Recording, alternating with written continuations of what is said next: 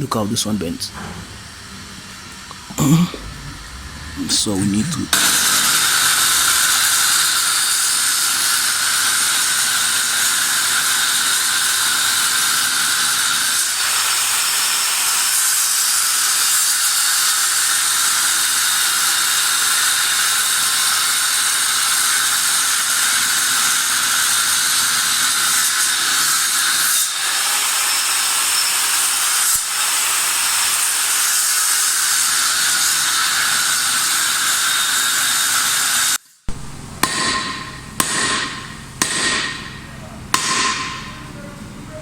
as you can see, this was bent, so we had to cut it off there and see what we can do now.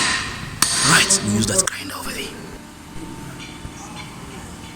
So we're going to open here and remove the part of the rod that is inside the cylinder. Okay. What we're doing here is we are holding this cylinder in the pressing machine there. Okay. If enough pressure, then we're gonna use a monkey hand. We're gonna use the monkey hand here. Then we're gonna try to open these nuts and remove half of the rods that is inside the cylinder, the broken rod.